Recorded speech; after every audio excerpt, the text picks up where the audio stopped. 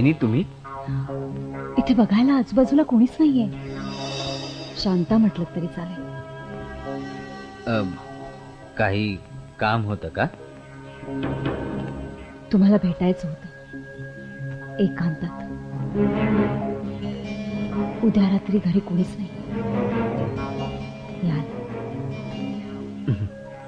मला आवडेल यायला, पण काम कळलं असतं तर बरं झालं असतं. दिसता तेवढे स्मार्ट नाही आहात तुम्ही. काही गोष्टी स्पष्ट करायला हव्यात. मला त्या दिवशीचा तो स्पर्श आठवतो. मला तो स्पर्श हवा आहे. म्हणजे सुरुवात ओठांच्या गोड स्पर्शाने करायला हरकत नाही.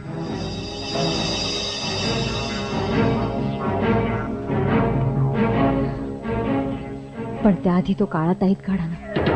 मला नाही आवडत.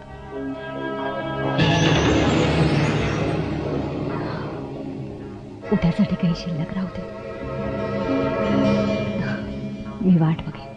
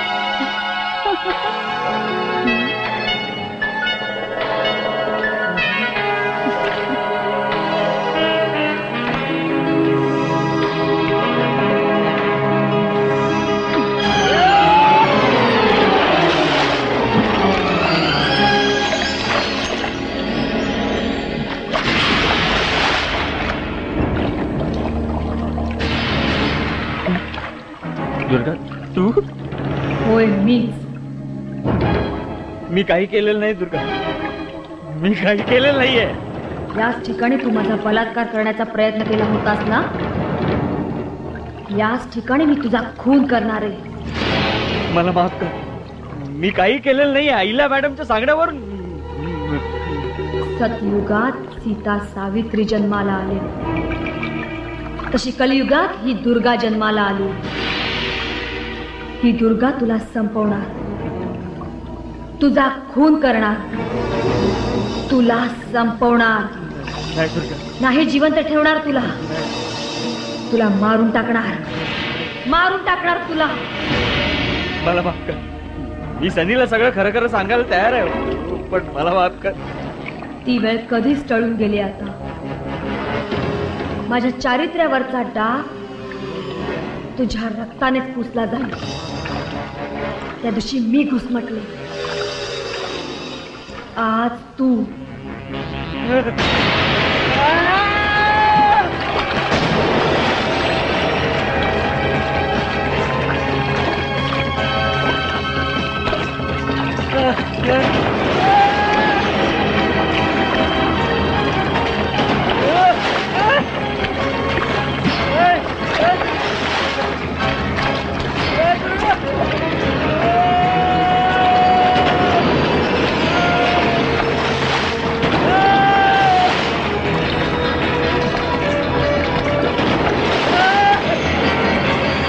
बदनाम करतोस.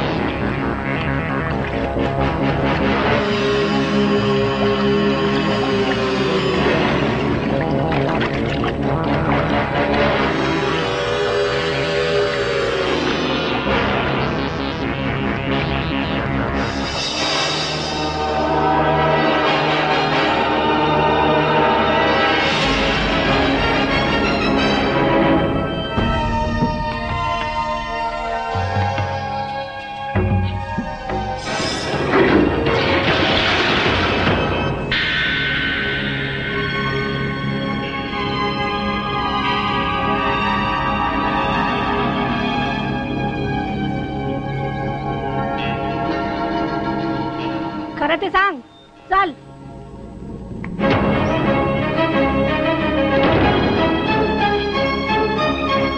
इन्स्पेक्टर साहेब, हिनेच मारला सोनियाला आणि दीपकचा खून सुद्धा हिनेच केला. अरे वा, पोलिसांच्या आधीच तुम्ही खरा खुनी शोधून काढलाय. का खून केला असेल हो हिनं? दीपकच्या आणि हिच्या अनैतिक संबंधाबद्दल आम्हाला कळलं होतं म्हणून. मामा, हे कारण काही पटत नाही. तुम्हाला काय वाटतं शांताबाई? हे खोटं आहे इन्स्पेक्टर साहेब. मी कशाला त्यांचा खून करू? आणि खरं सांगायचं तर मला पोहता सुद्धा येत नाही. तेच म्हणतोय मी. मग ही आय विटनेस तुम्हाला सगळं खरं खरं सांगेल. सांग काय ते खरं खरं सांग ना. एवढ्या रातच्याला शांताबाईंनी बाहेर कुठे गेल्या म्हणून मी बाहेर बघायला गेले. शांताबाईंनी पाण्यात कुणाला तर मारताना दिसले. मला काही कळलं नाही. मी पुढे येऊन वाकून बघितलं, दीपकराव तरंगताना दिसलो. हवालदार, या बाईंचं स्टेटमेंट घ्या. म्हणजे तुम्ही हिला अटक करणार नाही? तर करणार ना, परंतु खऱ्या खुनाला. मिसेस शांता सरनोबत, तोपर्यंत तुम्ही आमच्या परवानगी शिवाय हे घर, हे शहर सोडायचं नाही. कळलं?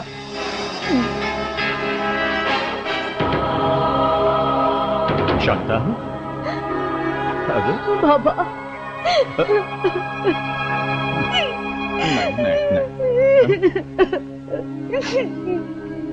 नाही, काळजी करू नकोस बेटा. नाही रडायचं बेटा. मला सगळं कळलंय. बाबा, मी खरंच काही केलं नाही हो. हे लोक खोटा आड घेतात माझ्यावर. मला खात्री आहे बेटा, पण तू अजिबात काळजी करू नकोस. शहरातले सगळे नामांकित वकील मी उभे करेन. पाण्यासारखा पैसा होते, पण तुला काही होऊ देणार नाही. त्यांनी माझ्या चारित्र्यावरचा डाग पुसला जाणार आहे का बाबा? शांता, 50 लाख कमी पडलेले दिसत आहेत. पैशाच्या लालसेपोटी हे लोक असं करतील असं कधीच वाटलं नव्हतं. बेटा, पण तू माझा ऐक. आपण आपल्या घरी जाऊया. चल. नाही बाबा, माझ्यावरचा कलंक पुसून टाकेन मी, तेव्हाच या घराच्या बाहेर पाऊल ठेवेन. पण कलंक लावणारे ते कोण?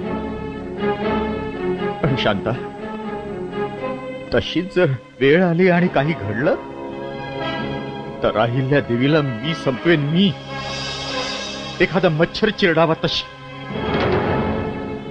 बेटा, पण तू स्वतःला सांभाळ. काळजी घे. येतो मी.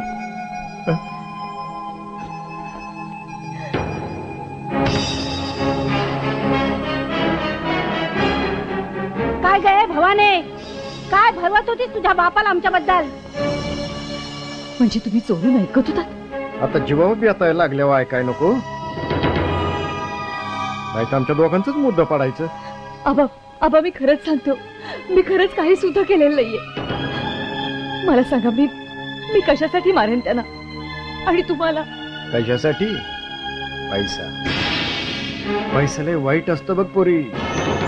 असं म्हणून तुझा बाप मला संपविण्याच्या गोष्टी करत होता होय? अगं, एकीला जशी संपवली ना, तसा तुला संपवण्यास कितीचा वेळ लागणार आहे? आबा, आबा, दुर्गा सूड घेत नसेल कशावरून? म्हणजे मी काहीच केलेलं नाहीये. पण नक्की माझी खात्री आहे, तुम्ही तिला मारलत म्हणून ती तुम्हाला मारते. दुर्गा तुमचा सूड घेते. दुर्गाचं भूत तुमचा सूड घेणार. दुर्गाचं भूत? बघतेच मी कसं सूड घेते ते.